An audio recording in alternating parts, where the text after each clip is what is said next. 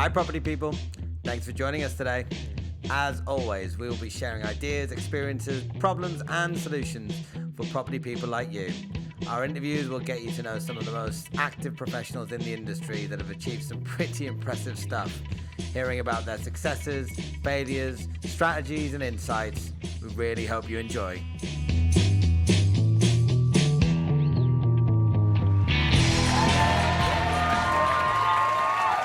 Just spent some time with Mike Aspinall from Northern Property Partners. He's a multiple business owner. He's a ex-professional rugby player, an athlete, which I always find really interesting to see how their mindset works. We deep dove into his latest project, which is a 40-unit development scheme. So really hope you enjoy.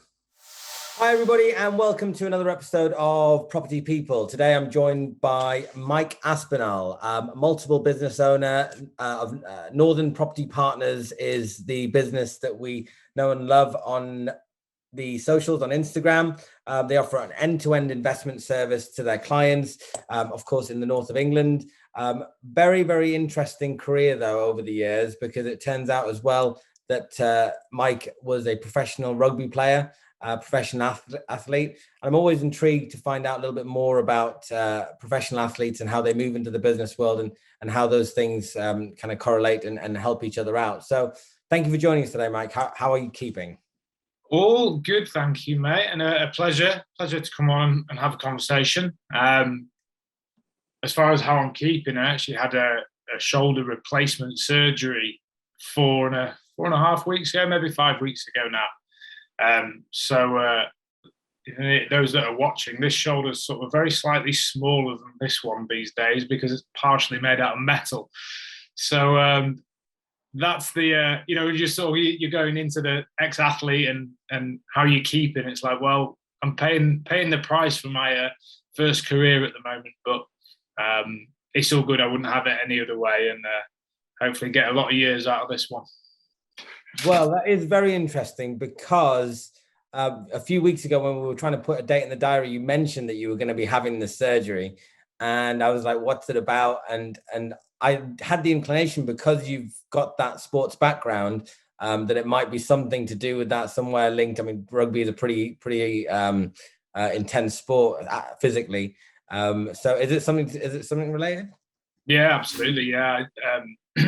My career sort of spanned between, I turned professional when I was 18 years old and played really professionally till I was about 30. But when I was 19, playing rugby in London for Saracens, I injured my right shoulder for the first time, had 3 operations on that in about a 9-month period of time. And to be honest, never really been the same since. I think it was probably quite a damning thing for my career. Then coming out of rugby at 30 years old, and moving into coaching, I had an operation just sort of cleaning that joint out, and they told me, without a shadow of a doubt, you're going to need your shoulder replacing. But even 39 years old, where I'm at now, is an unbelievably young age for that. It's usually sort of 60, 70-year-old people like Vera can clean the top shelf with a shoulder replacement rather than a 40-year-old guy who's trying to get in a gym. So I think it was quite a nice challenge for the surgeon.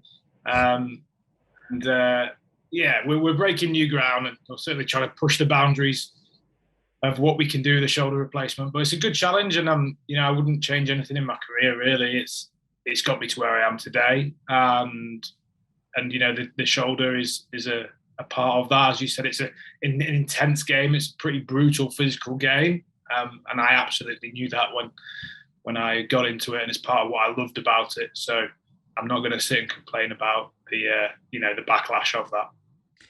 And the place I usually like to start actually is where, what kind of person were you at school? Were you playing rugby at school? Did you go to a school where rugby was the kind of the main sport? I mean, I remember I did. I went to a private school for 6 years, and we played rugby. So I started out as hooker, then it was second row, and then I played as flanker.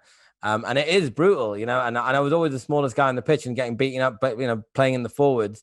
So what was school life for you? What were you like at school? Did you always have an eye on business? Did you want to go into coaching afterwards? What was it all about? So interestingly for me, I don't want to dwell on the rugby side too much, but I went to a state school, so I wasn't a private schoolboy rugby player at all. So I didn't play I didn't play rugby at high school at all. And when I was 18, I was one of only sort of 2 people to sign a professional contract from a state school, because it's just not normal. But so then back to school. Yeah, I was really, really sporty, and I enjoyed everything sport-wise. Obviously rugby, but played a lot of tennis, played a lot of football. I wasn't particularly academic. I was also a reasonably intelligent bloke to do what I've done in all careers, but I just didn't really sort of see the necessity. Strangely enough, because both my mum and dad are teachers, so they saw the necessity, but I didn't. It just didn't overly interest me. I was kind of like, I'm enjoying the social aspects. I love sport. I like spending time with lots of women, and enjoyed just everything social. And I just was happy being sort of set to getting by, C grade sort of student. Teachers liked me. I had a good relationship with them all. I was a good lad to be around. Wasn't particularly trouble, but it just didn't particularly float my boat. Academia. Yeah. And then by the time I was sort of 16 years old, I was pretty set. I'm going to play professional rugby, and I think as a kid, certainly for me, I wasn't thinking past that. I wanted to play professional rugby. The game had gone pro, I think, when I was about 14, 15. And that's all I really wanted to do. I think entrepreneurially, sort of into my playing career, I started to think about how else one could make money that didn't feel like work, and that kind of went into coaching, and property really was an afterthought, really. So from the athletics, I think most sports people end up at some point thinking, what am I going to do after this? Because unfortunately, the fact is that it is a relatively short career and a lifespan. And so by 30, 35, it's you definitely need to think of how to diversify your time and your wealth that you might have generated, your income. I mean, I'm working myself with a rugby player as well up in the north, and as a developer, and they were thinking the same thing. And it's brutal, and the older you get, the harder it gets, especially a game like rugby. So what sort of age were you really did that penny drop that, I need to do something else? And why was it property that caught your attention? What was it about property? Well, it was two phases for me, mate, really. I think the first one was, I think I was 26, 27 years old. I was playing for Leeds, my hometown at the time. And it was, again, the right shoulder. We'd had a bunch of scans and x-rays, and they'd seen the state of the shoulder at that stage. And he'd said to me, if you want to hold your kids, you need a new career. And it's just, honestly, I was between 26 and 27. Wow. So I was already sort of done by that time, physically, although I didn't recognize it mentally. Now, I always remember the room we were in, the doctor, Dr. John at Leeds, and I just now, as a best part of 40-year-old male, think you just picked the wrong words, because I was 26 and I wasn't thinking about a family. And he said, if you want to hold your kids, and I was like, honestly, you're not it didn't connect with the 26-year-old me. So I was like, well, I'm not worried about that. Like, can I play on Saturday? But to be fair, it did make a little bit of an impact. And so the next year, I went and took a player coaching role over at Harrogate. And so really that was quite a shift for me. At 27 years old, I actually stopped chasing Premiership and international honours, and moved into the national leagues as a player coach. And I kind of knew then, I was like, the best of my playing days are done. I need to diversify where this money's going to come from for a bit of a longer period of time. And so I went into coaching. So that's where I saw a longer career and a diversification of career that wouldn't rely so much on my body. But it wasn't until Hannah and I got pregnant with our daughter, who's now 8.5 years old, Honey, that we both sat back and said, what else are we doing? And it was that there was just a real paradigm shift for us as a household, where Hannah was a medical rep and she earned good money and she had a good lifestyle. And I was sort of professional coaching and playing, doing what I loved and earning enough money. And so money wasn't necessarily sort of anywhere near top of the agenda. Time was in abundance. We had hour-wise, we had lots of time together. There was enough money around, and we were living in my flat in Alderley, which is a nice part of Leeds, and Hannah had a house just on the outskirts of Chapel Allerton. So we were fine. But then when we got pregnant and we sort of recognised that we were going to be responsible for somebody else, it made a huge shift for us. And I always congratulate any sort of young man or young lady now who they're off and they're creating the choice and the wealth and the freedoms that we have now been on a journey to create. And they're doing that before kids. And I think, I love that. Wow. Because it did take for me to have a child to go, okay, hang on a sec, new game plan. We're going to have to create a lot more than that. Yeah. I mean, I had a kid beginning of last year, my first. She's kind of 15, 16 months now. And it did change a lot of things. I launched a new business, stepped down from a position, and even moved cities. So it does make you think in a completely different way. And it does, from that side of things as well, you take on another responsibility where you've got, I don't know, I found my productivity level was a lot lower because I had something else that was filling a lot of time and headspace. But that also drives you to be a bit more efficient, I think. And certainly if you're financially literate, to find a way to make money work for you and that sort of thing. And so property became the thing that you fell in love with. Became the vehicle, yeah, fundamentally.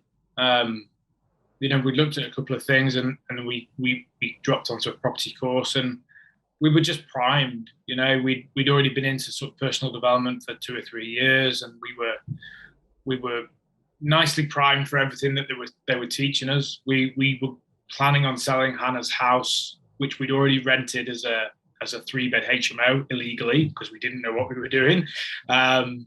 In an Article 4 area with all the rest of it. But, and we sat this course and we knew we were going to sell that to create a better investment, something that was sort of fit for purpose, because obviously that was a residential property that we'd manipulated. I don't want to sound like we knew what we were doing, because we just didn't. We had another house because we came together with a house each. And so we already had our eyes on property. I think, as we all know, it's a solid and good investment strategy that's lasted the test of time. And then we sat on this course and we were just primed and we were ready, and we were just lapping up what they were saying. And I think at the end of the day, education's a great thing, but it comes down to action and backing yourself. And I know Hannah and I were sat in that room, highly motivated and ultimately ready to bet on ourselves. And we dropped most of our savings on a course, but that was the first time we invested in ourselves heavily, and we always back ourselves to follow through. These courses invariably, I think, do work, especially for people that are motivated to do something anyway. They're like, we're going to do something, and this just gives you a little bit of confidence, gives you maybe a support network. Do you mind sharing which course you did? No, at the time it was, so at the time they were called Tigrant Learning, and I think they've since then been Asset Academy or Legacy Asset Academy. They've gone through a bit of a poor time as far as the infrastructure of that business, I believe. But then, I'd say they're much of a muchness, I think, as far as content. But I absolutely agree with what you said. I think we were going to take action. There was zero doubt about that. So for us, we looked at this £25,000 course and said, we know we're going to do this. We know we could lose that much money on deal one if we don't know what we're doing. And we also know we don't know what we're doing. Yeah. There wasn't really a lot of choice. Not to say it wasn't very, very scary to put £25,000 of your £30,000 savings into education rather than the property. But I think it's all about, this game's about how you assess risk, and I think at a very, very young age from our property cycle, we sat down and we actually assessed risk in the right way. We're going to do it. We're going to take action. We have zero doubt about ourselves following through on this. But that amount of money is nothing in this game. And even when that was our whole world financially, we recognized that we were better off knowing what we were doing and investing in ourselves. And I don't think that's ever changed, really. And so from being a professional athlete to realizing that your career needed to take a change, to taking a property course, where does Northern Property Partners begin, and what's that about? What is that about? It was so we were 3-4 HMOs deep when I left rugby. We always thought it'd be Hannah because I was Mr. Rugby and absolutely loved what we did. But I got to the end of one season coaching Harrogate, and I got to the stage where I had to move the family around the country to take another coaching role. So I was staring, and I was getting offered jobs, and I was doing a good job, but I'd like to think I was. So I was staring down the barrel of a career, which really could have gone somewhere, but I would have moved my family around the UK and potentially France, etc., for coaching jobs. Or I could get out, on the £3,000 to £4,000 we'd created, and really start something afresh. And I didn't expect myself to do it when we started the property, but it was me who got out. Hannah stayed in her job. And it was a great mentor of mine, a guy called Richard Hall, who I've developed with previously, who said to me, look, Mike, you've proved it can be done. You've kind of done some really high ROI deals here. You've not left any money in this property. And, you've created something out of nothing, like we were told was possible. But we all know that that's not going to last forever. Probably the next house you do, you're going to leave 50 grand in it. Yeah. Then what? So he said, let's not kid ourselves. This is property invested. And whilst you've been super creative and done really well, if you're going to have any longevity here, you're going to have to create income to invest income. Richard's a business owner himself. And I just sat back off that and really brainstormed, what do I know? What are the assets that I've got? What do I think I can do? And that's where Northern Property Partners was born in the first place. It just started. I'd sourced him a couple of properties, absolute belters as well. The sort of stuff that I went to see one with him a few weeks ago, and I was like, I can't believe I sourced you this 4 years ago. It's ridiculous. But I'd sourced a few properties. We'd recognised that we needed to monetize a property deal, that we were very, very capitally poor. We couldn't do many of these deals ourselves. And I recognised a client base where we could monetize that deal, but those clients would want a hands-off service. So we then set about sort of trying to create what is now the MPP group.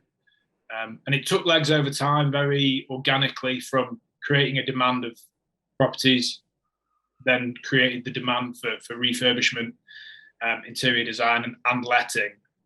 And already from sort of we were probably on our fourth HMO at the time, I'd seen enough to know that for me as an investor, I wanted more control over the process. I wanted more control over the build. I wanted the interior design to A, be better, and B, not take up 2 weeks of my life shopping, and furnishing properties. That's not what I got into property for. It didn't feel like time and choice and freedom to me. It felt like an absolute ball ache. Yeah. So I wanted all this for myself, and we started to source properties to a band of investors that would want that service. So that's where Northern Property Partners and the MPP group was created, and it's come a long way since really humble beginnings. But I've always had the mindset of I believe that businesses could be very highly leveraged. I don't believe in passive income at all. I believe in highly leveraged income is what the game's about, trying to create wealth. Otherwise, you're just exchanging time for money. And there's only so much time, especially, as you know, when you have kids, and time becomes awfully scarce and precious.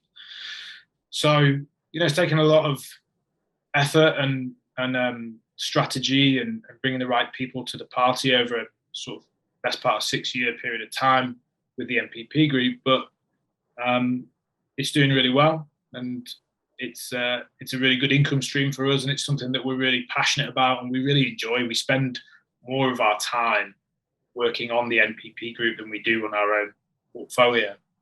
Interesting. But one is the same. Yeah. My businesses deliver my portfolio.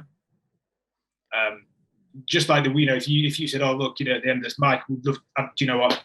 I'd love to do a deal with you guys, and let's just get one done in Leeds or Sheffield, really, really passively." I'm the same.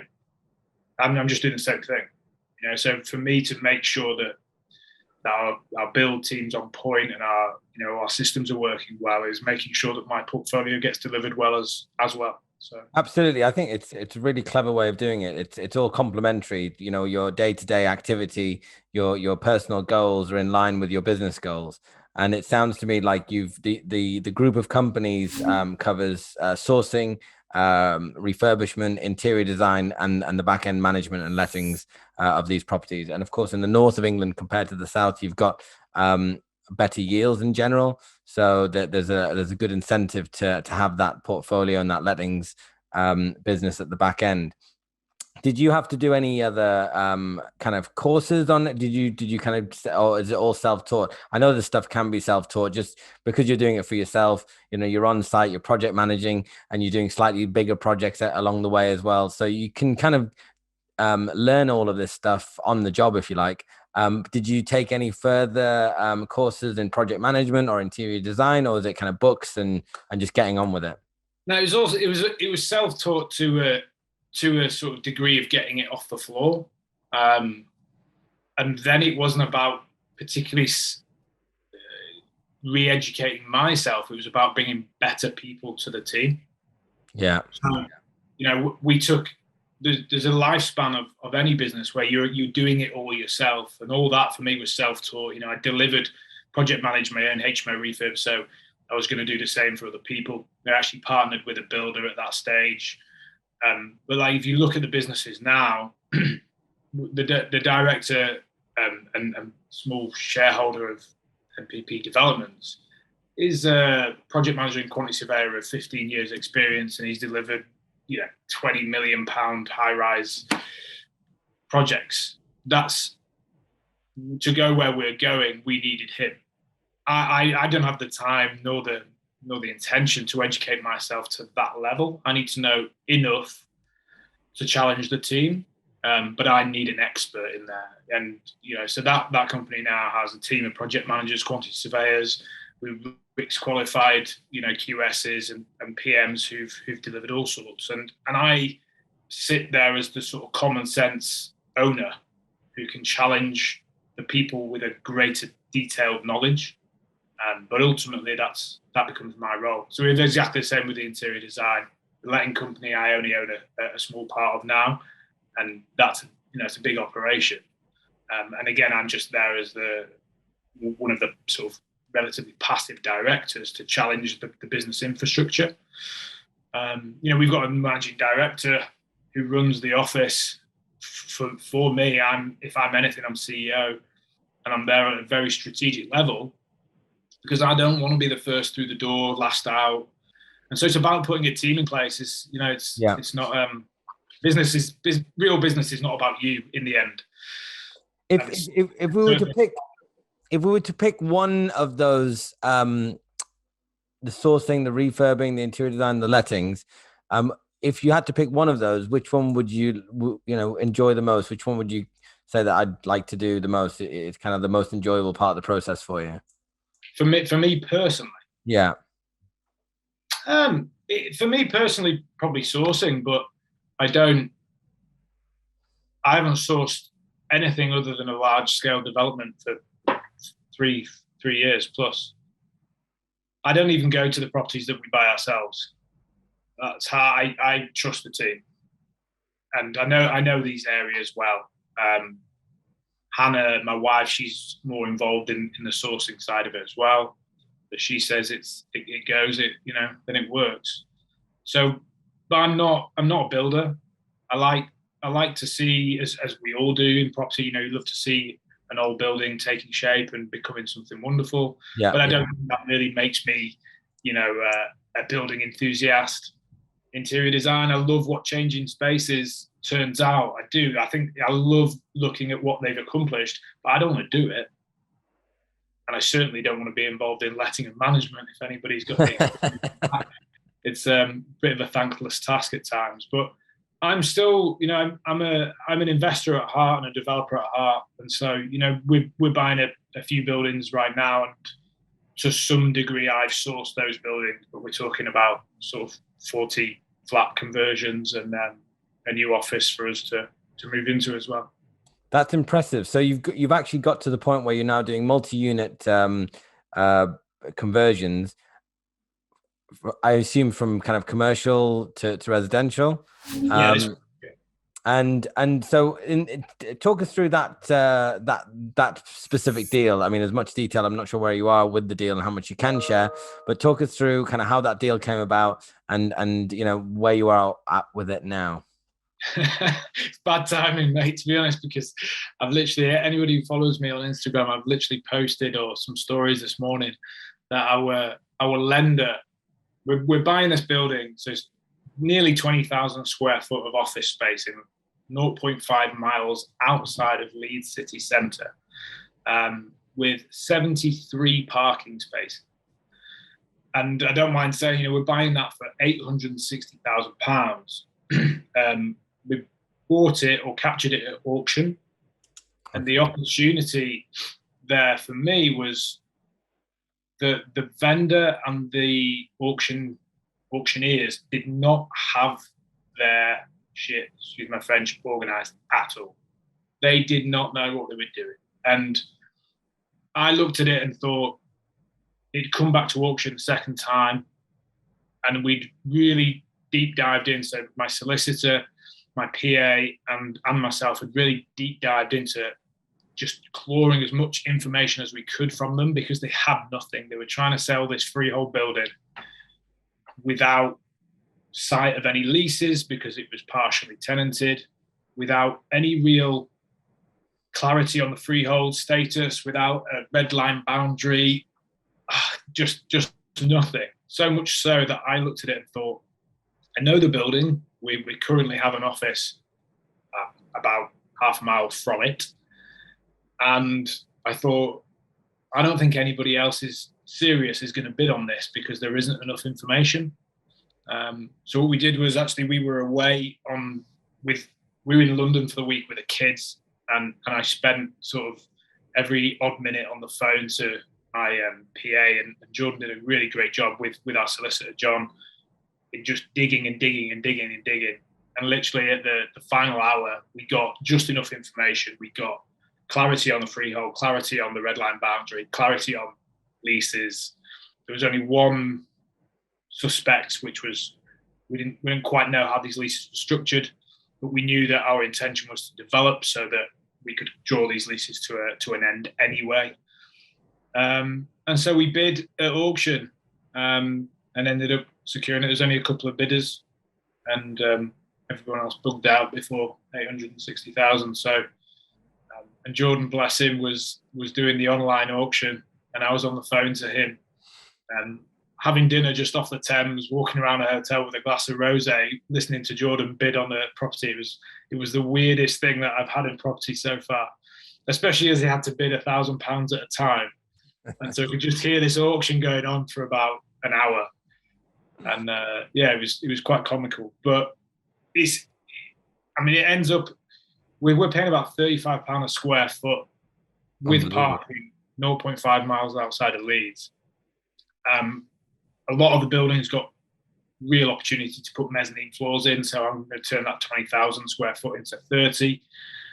I think it's probably going to be the best deal that we've done from a margin point of view, but I couldn't tell you that yet because we don't have planning permission. But just last night, our bridging lender has told us, or come through saying that they want to drop the loan to value from 70% to 50%. On what grounds have they given you the kind of the reasoning? No grounds whatsoever. And this is the thing that annoys me. If they'd come back and said, "Look, we're perceiving risk in these areas, or anything, we want to drop it to 60% or whatever." Like we actually have the capital to follow through, even at 50%. But whoa, it shines through. We're all about integrity. I'm as we've talked. I'm from sport. You do what you say you're going to do. We'll complete on this building in the next 10 days, even if we have to complete in cash. But I will not be working with that lender ever again. Yeah. I think that's always the risk that lenders take when they move the goalposts, is that you lose the trust of the people that you're working with, and it's a very, very, very fine line. It just leaves a really bad taste in the mouth. I mean, you need these lenders because they've got access to the capital, but at the same time, it's like, well, would I ever consider using you again? And unfortunately for the lenders in this market, there's just so many of them out there. There's so much capital available. It is very fragmented, which is you got to trawl through a lot of different people and go through a lot of different question answer sessions.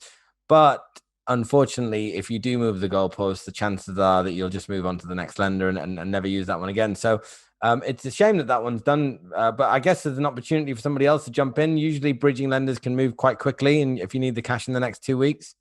Yeah, that's it. And like I say, we put a few stories out this morning, asked a few questions, but in all honesty, I mean, by the time this goes out, we'll all be done and we'll be moving on to planning. But yeah, I think there's so many lenders in the marketplace. I think where we are, we'd love to have a good relationship with the lender where you can actually, have a common sense conversation. Because if you had a common sense conversation on this one, they're not at risk. I mean, we're buying it for £860,000, which is probably a 50% discount in the first place. Yeah. Because we saw opportunity that others didn't. So it's a nonsense, but a lack of integrity really turns me off. And so, as I said to you in the start, we back ourselves and we'll follow through. So we'll find the money. I mean, we can do it in cash if we have to. And we will find somebody to work with, and we will build the relationship that we want to. But it won't be with these boys.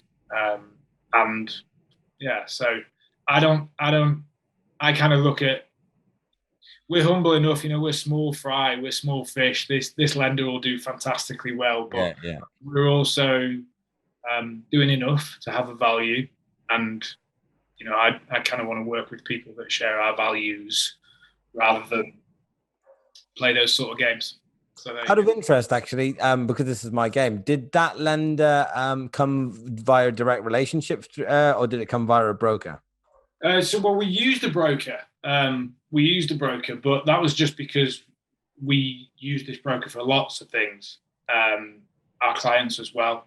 And he wanted to jump in, and he cut his fee down by half. But he said, "Mike, let me take care of it for you. I can do some legwork. We'll match the price." And I said, "Yeah, okay, mate. You go. We don't need to use a broker for this with the contacts that we've got, but we did. And now this broker is talking about pulling the rest of his lending from this lender as well. So I've got some great friends and mentors of mine who've got wonderful relationships with a lender, who they can have a common sense conversation with directors of the company and get things like this cleaned out. I don't quite have that same relationship, and I think we're probably just looking for the right lender to kind of partner with, to actually be able to have those conversations on that level. Because this dropping to 50% LTV, it smells like solicitors being involved and covering people's bottoms where they really don't need to be. And I honestly think if anybody who knew what they were doing was looking at the deal, they'd just squash it and say, "No, you're fine. Just get on with it," because there's no risk. Yeah, and I think the fact that you are going to be investing your own capital into a value add on this, where you're going to be taking it through planning, hopefully they would have been able to see that. But I mean, who knows what's going on behind the curtains without kind of knowing a lot more detail, Right. kind of making a lot of assumptions, which brings me on to things like planning. So, you know, a large part of property development is of course having the finance available to secure stuff. But then it's knowing what to do with it later. So, you know, we've talked about building whether it be, you know, HMOs or 40 unit developments, but there's a large element in between which has huge value if you know how to navigate through it, which is planning, typically with architects, planning consultants, and a whole variety of other reports and consultants that you might need. And the bigger the project, the bigger that cost. How comfortable are you going through that process? How many times have you done it before? Do you enjoy the process? I don't want to sound like a grumpy old man. I don't think there's much. I don't think there's much about the approach. Do you know? I enjoy the whole thing as a holistically. I do. I love it, but there's not really one sort of element that particularly sort of turns me on. Planning definitely won't be one of them. Yeah, we're fine. We're fine with the process, and you know, you're right. Obviously, the bigger the project, the bigger the fees. We've so under NPP Developments, which is our construction consultancy and our construction management company. So I'll have a PM sat on this job already, even though we haven't completed yet. He's pulling in architect quotes, planning consultant quotes, measured survey quotes, and then we work with a few architects. We don't want to just work with one. We want to work with about three because we've got multiple sites, and we kind of just want to keep people competitive and creating value for us. So yeah, we'll do that. And we've had some interesting quotes already on this one. Some getting a little bit. I think we should be kind of about 3% construction value, but there's one or two that have gone to 5% construction value, and I don't quite see that at the moment. We had a measured survey come back with was it £9,000 quote for a measured survey, but they wouldn't measure above the false ceiling. Now, in this building where half of our apartments will be above the false ceiling because it's double height, so I was like, how does that help me, guys? I'm sorry. So you've got to keep your eyes open and sort of look at what people are quoting for and what they're up to. But again, for me, it's about bringing the right people to the team. Alex Laycock, who will run these sites for me, has wealth of experience doing this in Leeds, Manchester, and has the contacts. And so we'll pick the people that we're comfortable working with and are bringing in a reasonable price. And again, I think you've got to know more than enough to challenge that team and sit in the middle as the CEO, if you will, and challenge the different aspects. I need somebody to be doing a little bit more of the legwork for me, and then I want to sit, kind of a weekly meeting and look at progress and make decisions. So that's how I operate, and that's how these will be run. So I like the design part. This building's an absolute belter, and I have walked it 3 times, and I will get excited about when the architects first, or when the measured survey is done and the architects start kicking some ideas around.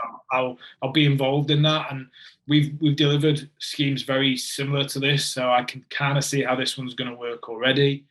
I'll enjoy that part of it, but it's quite short-lived, isn't it? Then you'll agree a scheme, and then you're just going to sit and talk idiocy to planners about nonsense for the next God knows how long. Yeah, and it's very long and drawn out, and especially since COVID, they've got a billion excuses as to why things take longer than they usually do, which they already take long enough. So that's all part of the fun process. But hopefully there will be. I think this is one of the things I love about property and development investment is that you get to see these old buildings that have really not been looked after, that have been forgotten about in many cases, and you bring them back to life. And we've got this affordable housing crisis, which I talk about all the time. Which we're solving whilst we go through our operations, which I think is incredibly satisfying. And as a developer, do you find that that's part of your drive as well?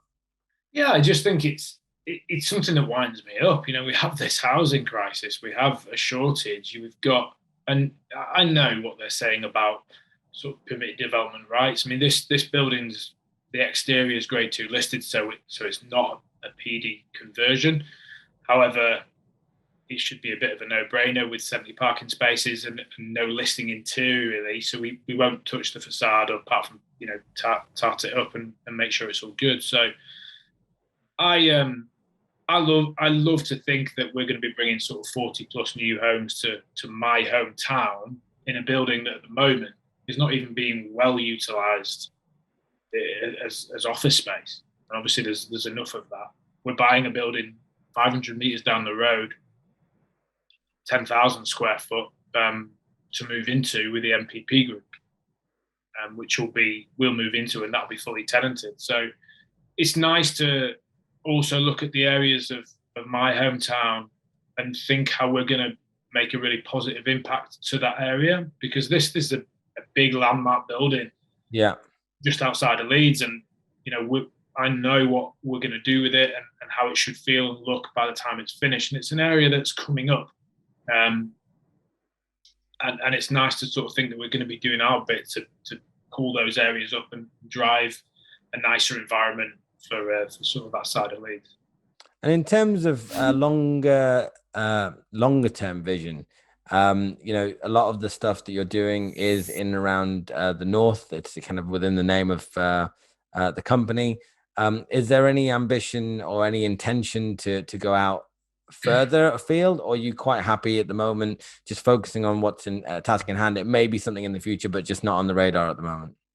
I think we've grown organically with our own investments. So as Northern Property Partners and the MPP groups, their reach has gone along with how we've invested. So we invested in Leeds, we invested for other people in Leeds, we invested in Sheffield, we invested for other people in Sheffield. Same with Greater Manchester and Liverpool. So that's our kind of scope at the moment.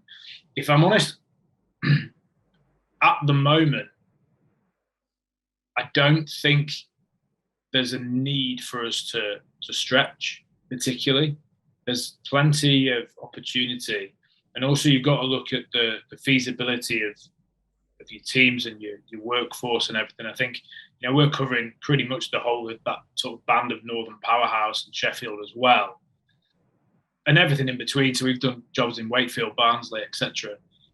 I don't think commercially and strategically for us to stretch would be the right thing to do. I think the right thing for us to do is sort of double down in those areas and have more of an impact in those areas and take more of a market share in those areas, rather than looking to stretch resources and teams and people geographically, unless there is a real need for that. But I think on all sides, time-wise,